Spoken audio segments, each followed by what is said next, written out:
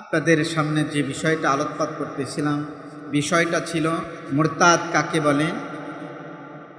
আপনারা জানেন যে বিষয়ে গত জুমায় আলোচনা হয়েছে, বিষয়টা অনেক গুরুত্বপূর্ণ বিধায় আমি বিষয়টার গুরুত্বপূর্ণ স্থানগুলোকে আমি নিজেই গুরুত্ব সহকারে আপনাদেরকে বোঝানোর চেষ্টা করতেছি। মুরতাদ কাকে বলে এই বিষয়টা আমি আপনাদেরকে বিগত জিমায় বলেছি, এবং আমাদের সমাজেও অহরহ মুরতাদ হয়ে যাচ্ছে, মানুষ নিজের অজান্তেই এ বিষয়টাও বোঝাচ্ছে। অহরহ মুরতাদ হওয়ার কারণ আমি আপনাদের সামনে গত জুমায় যেটা পেশ করেছি, বিষয়টা হলো আল্লাহর আইনের বিরুদ্ধে যুক্তি খাড়া করা। এটা হলো নিজের অজান্তেই মুরতাদ হয়ে যাওয়া। আল্লাহ যেই আদেশ, যেই নিষেধ করেছেন, যেই হুকুম, যেই আহকাম আমাদেরকে দিয়েছেন, সেই হুকুম আদেশ নিষেধের বিরুদ্ধে যুক্তি খাড়া করলেই সে নিজেই মুরতাদ হয়ে যাবে। এজন্য মুরতাদ দুই প্রকার। এক নাম্বার প্রকার হলো প্রকাশ্য মুরতাদ, আর দ্বিতীয় নাম্বার প্রকার হলো গোপনে মুরতাদ। প্রকাশ্য মুরতাদ বলা হয় তাদের যারা প্রকাশ্যভাবেই ঘোষণা দেয় আমরা আল্লাহকে মানি না, রাসূলকে মানি না, কোরআনকে মানি না, হাদিস কোরআন কিছুই মানি না। এরা হলো প্রকাশ্য মুরতাদ। আর গোপন মুরতাদ কাদের বলা হয়? যারা আল্লাহর আইনের বিরুদ্ধে যুক্তি খাড়া করে, তারাই হলো গোপনী মুরতাদ। কি কি যুক্তি খাড়া করে তার একটা মিসাল আমি গত জুমায় আপনাদেরকে দিয়েছি। আজকে আর ওদিকে যাব না, কিন্তু আল্লাহর কোরআনের একটা আয়াতকেও যদি কোনো ব্যক্তি অস্বীকার করে, অর্থাৎ কোরআনে কারিমের যতগুলো আয়াত আছে সব আয়াত মানে, একটা আয়াত অস্বীকার করে, এই একটা আয়াতকেও যদি অস্বীকার করা বা এই আয়াত সম্পর্কে নিজের বুদ্ধিমত্তা তুলে ধরলেই ওই ব্যক্তি নিজেই গোপনভাবে কি হয়ে যাবে? মুরতাদ হয়ে যাবে। মিসাল স্বরূপ আল্লাহ তাআলা হযরতে আদম আলাইহিস সালামকে সৃষ্টি করার পর আল্লাহ তাআলা হযরতে আদম আলাইহিস সালামকে সমস্ত ফেরেশতাদের সামনে উপস্থিত করে আল্লাহ ঘোষণা করলেন। কি ঘোষণা? সূরাতুল বাকারার আয়াত নম্বর 34 আয়াতে আল্লাহ সুবহানাহু ওয়া তাআলা বলেন, ওয়া ইয কুলনা লিল মালাইকাতি ইসজুদু লিআদামা ফাসাজাদু ইল্লা ইবলিস আবা ওয়াস্তাকবারা ওয়া কানা মিনাল কাফিরিন। আল্লাহ হযরত আদম আলাইহিস সালামকে ফেরেশতাদের সামনে রেখে ফেরেশতাদেরকে বললেন, কি বললেন? তোমরা আদমকে সিজদা করো। হুকুমটা কার? আপনারা কথা বলতেছেন কে? রাগ করতেছেন? হুকুম করছেন কে? আল্লাহ বলতেছেন আদামুস, তোমরা আদমকে ফাসজুদু, সিজদা করো, আদমকে সিজদা করো। আল্লাহর হুকুম পাওয়ার পরে আমি গত জুমায় বলেছি, ফেরেশতা কারা? যারা আল্লাহর হুকুম সর্বদা আদায় করে, কোনো সময় নাফরমানি করে না, তাদেরকেই ফেরেশতা বলা হয়। ফেরেশতা সম্পর্কে আল্লাহ কোরআনে কারিমের আয়াতে অনেক জায়গায় অনেক রকমের বলেছেন। তার ভিতরে এক জায়গায় আল্লাহ বলেন, মালাইকাতুন গিলাদুন শিদাদুন লা ইয়াসুনাল্লাহা মা আমারহুম ওয়া ইয়াফআলুন ওয়া ইয়াফআলুনা মা ইউমারুন। আল্লাহ বলেন যে ফেরেশতা তো তারা যারা আমার হুকুম পাইল আর তারা বলল আল্লাহর হুকুম মেনে নিলাম। মানে এক কথাই মেনে নেওয়া, নিষেধও না আদেশও না, আল্লাহর হুকুম হইছে তারা মেনে নিছে। এরাই হলো কি? ফেরেশতা। সম্মানিত সুধী, আল্লাহ হযরত আদম আলাইহিস সালামকে ফেরেশতাদের সম্মুখে উপস্থিত করে আল্লাহ বললেন, আদমকে ফাসজুদু, সিজদা করো। সমস্ত ফেরেশতা আল্লাহর হুকুম পাওয়ার সঙ্গে সঙ্গে সিজদা দিয়ে দিলেন। জোরে বলেন সুবহানাল্লাহ। শুধু একজন ছাড়া। কে সেই? আল্লাহ তার নামটা এই আয়াতে ইবলিস বলেছেন। আর ফেরেশতা সে নাই, সে এখন নাফরমান। যে আল্লাহর হুকুম মানে না সে কি? নাফরমান। যে আল্লাহর হুকুম মানে সেই হলো আল্লাহর প্রকৃত বান্দা। আর ফেরেশতা কুলদের ভিতরে যারা মানে তারা হলো ফেরেশতা, আর যারা মানে না তারাই হলো ইবলিস।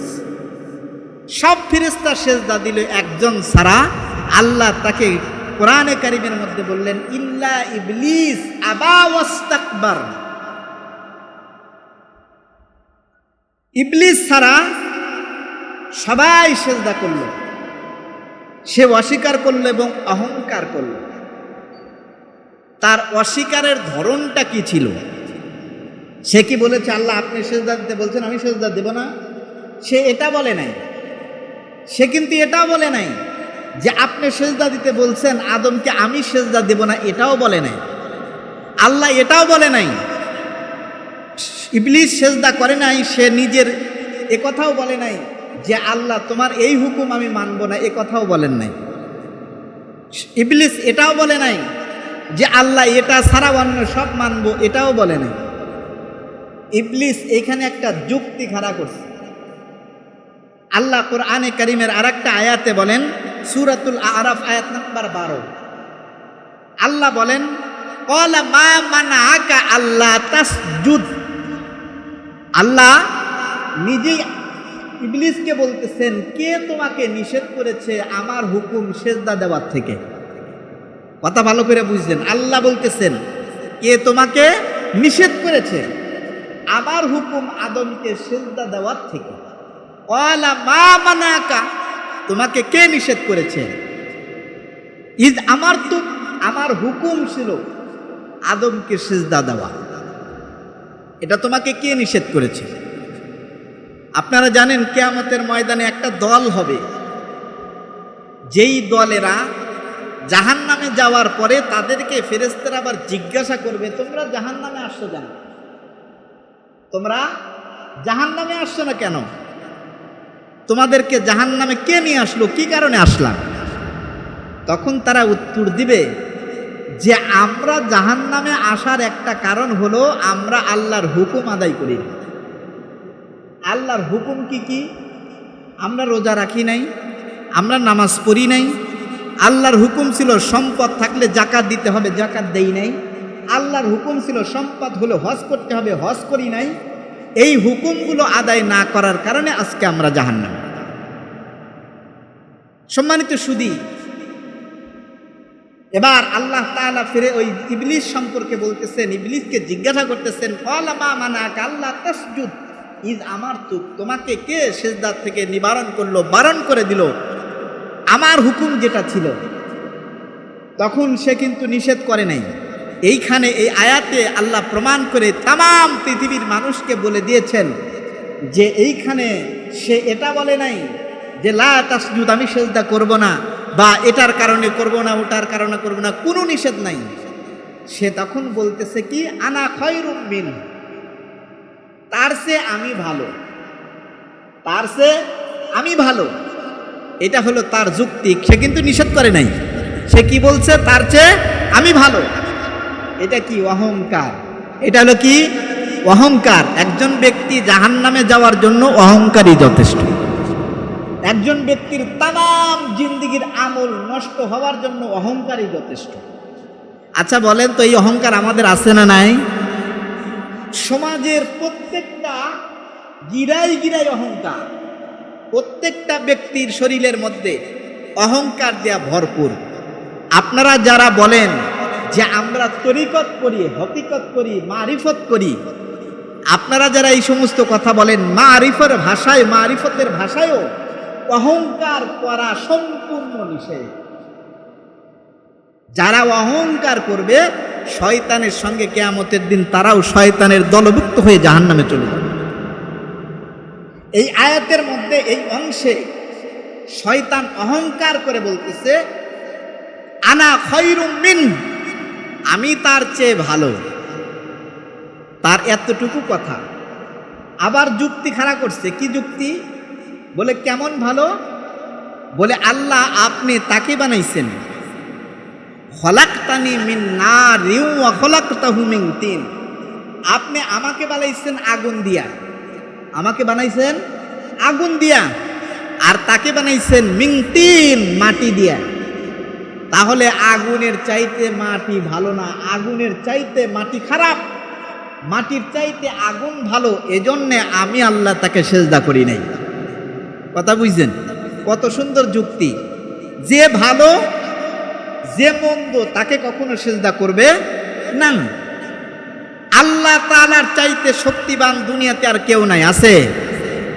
এই হিন্দুরা 12 মাসে 13 পূজা যতই করুক, তারপরে ওই যত দেবতাই থাক, 360 দেবতা, যত দেবতাই থাক, তাদেরকেও আপনি ঠান্ডা মাথায় একটা উত্তর দিতে বলবেন যে তোমাদের এই এতগুলো দেবতার পূজার মাধ্যম দিয়া আসলে কি তোমরা সব কিছু পেয়েছো, না তোমাদেরকে সব কিছু দিয়েছে কে? যদি কোনো জ্ঞানীবান ব্যক্তি, হটকারিতা নয়, কোনো জ্ঞানীবান ব্যক্তিকে আপনি জিজ্ঞাসা করবেন, সে এক কথায় উত্তর দেবে যে আমাদের ধর্মের চাইতে তোমাদের ধর্মটাই ভালো। বলে আপনি তাহলে আপনার ধর্ম পালন করেন কেন? বলে বাপ দাদা করছে দেখে আমরাও। আমি অনেককে জিজ্ঞাসা করছি। ঝাউল গ্রাম, এটা হলো হিন্দুদের সবচেয়ে বড় পণ্ডিতের জায়গা। ঝাউল গ্রামে বড় বড় হিন্দুদের বসবাস। ওইখানকার এক ব্যক্তি আমার মাদ্রাসায় প্রায় আসতো। আমি তাকে একদিন মেহমানদারি করায়া আমি এই প্রশ্নটাই জিজ্ঞাসা করেছিলাম যে সত্যিকার অর্থেই বলেন তো, আপনাদের এই ধর্মটা আসলেই কি ভালো, না এর চেয়ে ইসলাম ভালো? সে আমাকে এই জবাবটাই দিয়ে বলেছে যে সত্যিই বলতেছি, মিথ্যা এক চুলো নাই, আমাদের ধর্মের চাইতে আপনাদের ধর্ম অনেক ভালো। বললাম কি কি কারণে? বলতেছে তার 1 নম্বর কষ্টের কারণ আমি বলি, সেটা হলো আপনাদের ধর্মের ভিতরে আল্লাহ কোনো প্রকারের জুলুম করে নাই, কিন্তু আমাদের ধর্মের ভিতরে জুলুম আছে। আল্লাহ কিচ্ছু জুলুম করছে? আল্লাহ তাআলা বলতেছেন বান্দা নামাজ আদায় করো। বলে বান্দা বলতেছে আল্লাহ আমার পায়ে অসুখ, আমি সেজদা দিতে পারি না। আল্লাহ বলতেছেন বসে থেকে আদায় করো। বলতেছে আল্লাহ আমি বসতেও পারি না, বলে শুয়ে থেকে আদায় করো। তাহলে বলেন তো আল্লাহ জুলুম করছে? আল্লাহ জুলুম করে নাই। আল্লাহ তাআলা বলতেছেন যে তোমার সাধ্য অনুযায়ী আল্লাহ রাস্তায় খরচ করো। আল্লাহ এই কথা বলে নাই সারাদিনে 500 টাকা কামাই করছো, 500 টাকা ধরেই আমি আল্লাহ রাস্তায় দিয়ে দাও। এর কথা বলছে? আল্লাহ যত জায়গায় দানের কথা বলছেন, সব জায়গায় বলেছেন তুমি তোমার সাধ্য মতে, তুমি তোমার অর্জিত অর্ধেক থেকে যতটুকু পরিমাণ আল্লাহ রাস্তায় ইচ্ছা দান করতে পারো। জাকাতের একটা বিধান দিয়েছে, লাখে 2,500, 1 লাখে 2,500। আল্লাহ তাআলা এখানে জুলুম করেন। আল্লাহ যদি বলতেন 1 লাখ থাকলে পরে 50,000 জাকাত দিতে হবে, আল্লাহর হুকুম দিতে আমরা বাধ্য, কিন্তু আল্লাহ জুলুম করে নাই। কিন্তু মুসলমান আমরা আজকে এমন হইছি যে আল্লাহর হুকুম এতটা সত্ত্বেও আমরা কখনো ইবাদত বন্দিগিতে লিপ্ত থাকতে চাই না।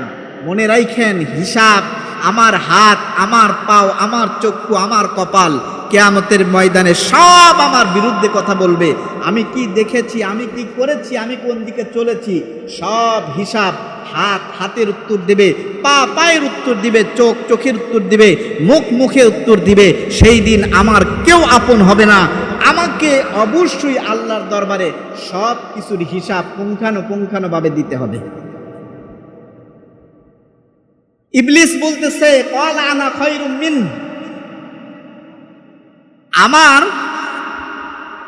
আমি তো তার চেয়ে ভালো, কেননা সে মাটির তৈরি, আমি আগুনের তৈরি, আর ভালো কখনো নিম্নকে সেজদা দিতে পারে না, অতএব আমি তাকে সেজদা দেব না। এই যুক্তি খাড়া করার কারণে আল্লাহ তাআলা এর পরবর্তীতে তাকে 4টা জিনিস থেকে বঞ্চিত করে দিলেন, 4টা বিষয়।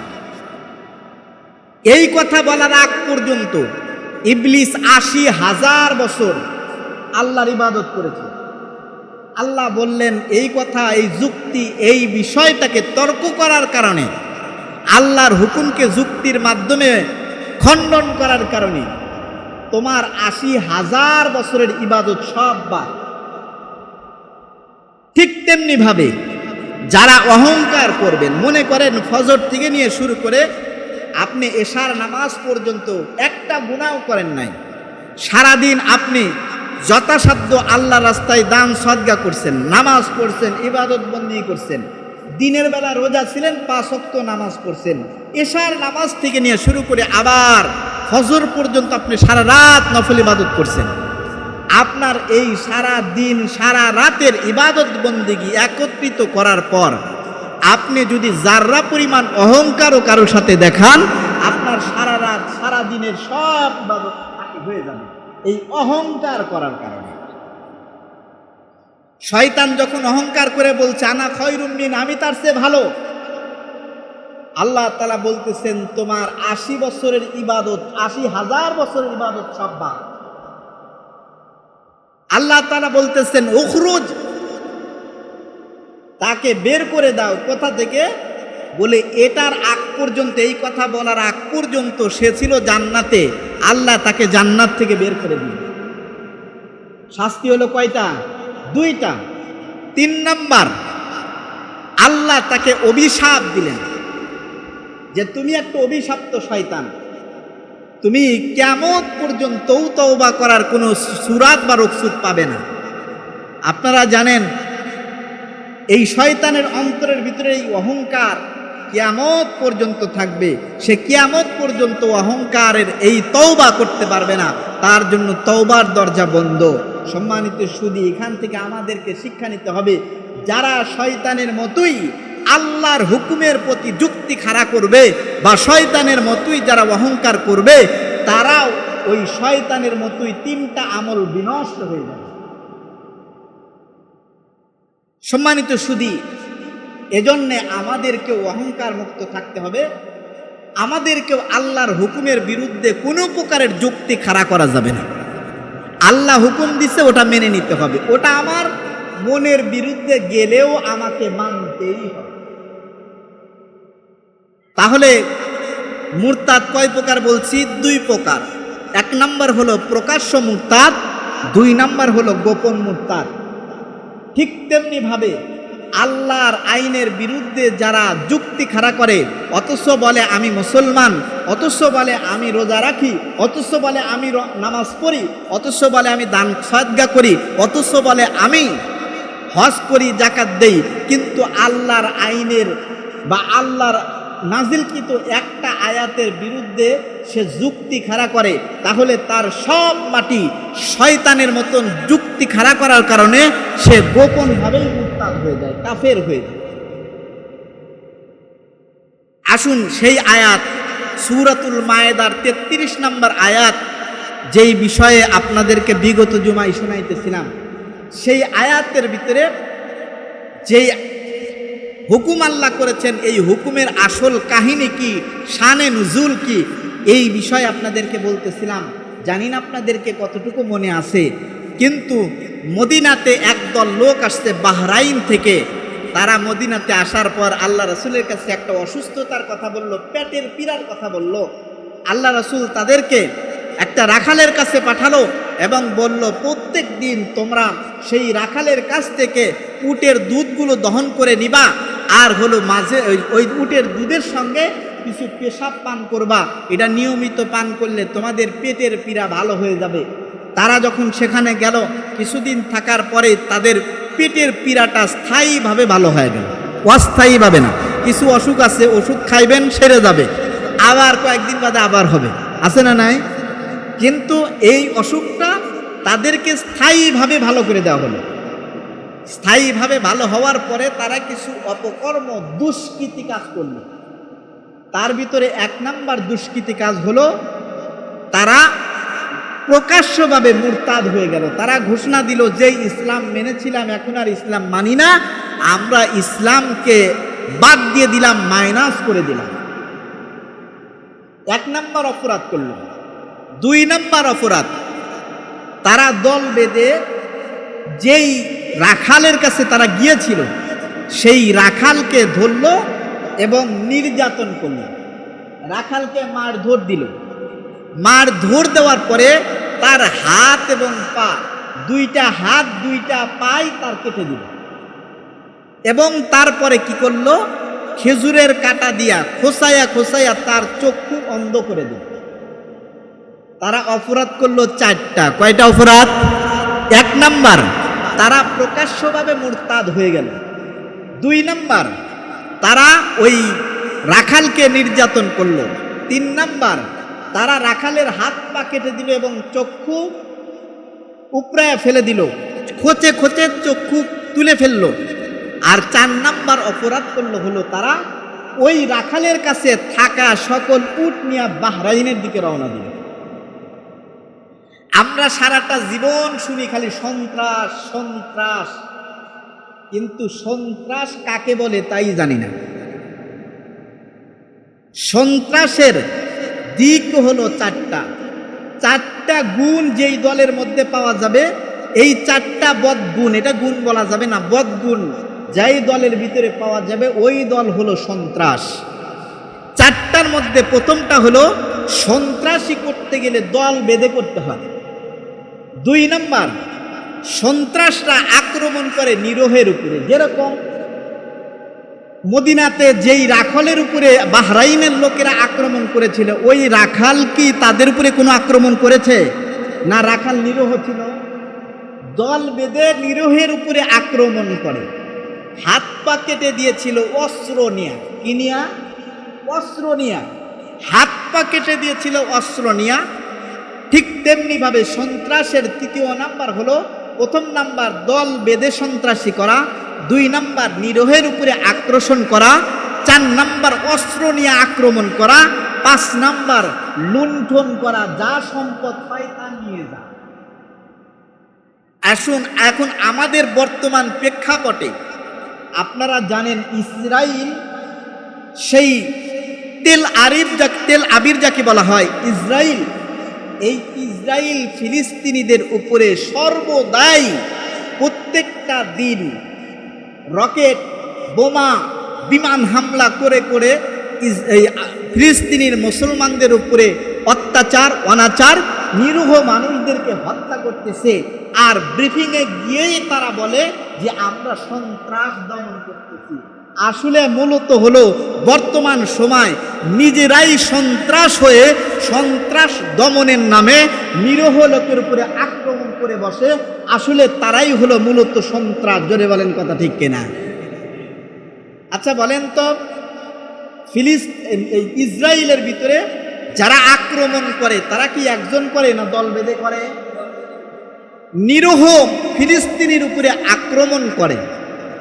গত কয়েকদিন পূর্বের ঘটনা, হয়তো 10 অথবা 12 তারিখ, এই তারিখের মধ্যে ঘটনা, ফিলিস্তিনের একটা জায়গাকে, যেই জায়গাটাকে ইসরায়েলি বলছে ওই জায়গা হলো নিরাপদ, মানে ওইখানে কোনো তাদের পক্ষ থেকে দৃষ্টিকটুর বা কোনো প্রকারের সন্ত্রাস ওই জায়গার মধ্যে নাই। তারা নিরাপদ ঘোষণা করে তারাই বলতেছে নিরীহ মানুষদেরকে সেখানে রাখেন। কথা বুঝছেন? এই গত 10 অথবা 12 তারিখ, এই 2 তারিখের ভিতরে তারা কি করলো, ওই নিরীহ যেই জায়গাতে নিরাপদ বলে ঘোষণা করেছে ওই জায়গাতেই তারা বোমা হামলা করছে, রকেট হামলা করছে। রকেট হামলার কারণে প্রায় 300 লোক ওইখানে স্পটেই ঘুমন্ত অবস্থায় মারা গেছে। তারা ওইখানে 60 থেকে 65টা তাঁবু ছিল, এক একটা তাঁবুতে 8 থেকে 10টা করে পরিবার বসবাস করত। তাহলে ওই ঘুমন্ত ওই ফিলিস্তিনিদের উপরে সন্ত্রাস বাহিনী আক্রমণ করলো রাতের আধারে। সকালবেলা তারা বিবৃতি দিল কি বলে, ওই জায়গায় সন্ত্রাসের আক্রমণ পেয়েছিলাম বিদায় আমরা ওই জায়গায় আক্রমণ করেছি। এখন বলেন তো, আসলে ইসরায়েল ঘুমন্ত ওই নিরীহদের উপরে অত্যাচার করে বোমা হামলা করে তাদেরকে হত্যা করে তারা যে বলল আমরা সন্ত্রাস দমন করতেছি, আসলে কি ইসরায়েল সন্ত্রাস দমন করতেছে না ওরাই নিজেরাই সন্ত্রাস? কিন্তু সন্ত্রাস দমনের কারণে তারা একথা বলে মানুষকে মারে কেন, নিরহ মানুষের উপরে অত্যাচার করে কেন, তার একটা গল্পের মাধ্যমে জিনিসটা বুঝে আসবে। এক এলাকার মধ্যে খুব আতঙ্ক, একটা কালাচোরা, নাম হলো কালাচোরা। ওর জন্যে মানুষ শান্তি আলে কিছুই রাখতে পারে না। ও দিনের বেলাও চুরি করে, রাতের বেলাও চুরি করে। এখন নাম হলো কি, কালাচোরা। এখন দিনের বেলা, সকালবেলা বাজার লাগছে, বাজারে এক লোক দোকানদার, দোকানি শেষ, বেচা কেনা শেষ, ক্যাশের টাকাগুলা গুনতেছে আর বলতেছে টাকাগুলা সেরে রাখি। কালাচোরার হাতে আবার পড়তে পারে, কালাচোরার হাতে পড়তে পারে। এখন এই কালাচোরার হাতে পড়তে পারে এই কথা বলতেছে আর টাকাগুলা গুইনা পকেটে রাখবে ভাব। এমন সময় এক লোক সেইখানে দাঁড়ায়া বলতেছে, কালাচোরা কি এত ভয়? ও কি দিনের বেলা এইখানে আসবে? বলে না, বলা যায় না, ওর জন্য তো কোনো জিনিস রেখেই শান্তি নাই। ও যে কোনো টাইম, যে কোনো জায়গায়, যে কোনোভাবে আসতে পারে। বলে আসার পরে কি করবে?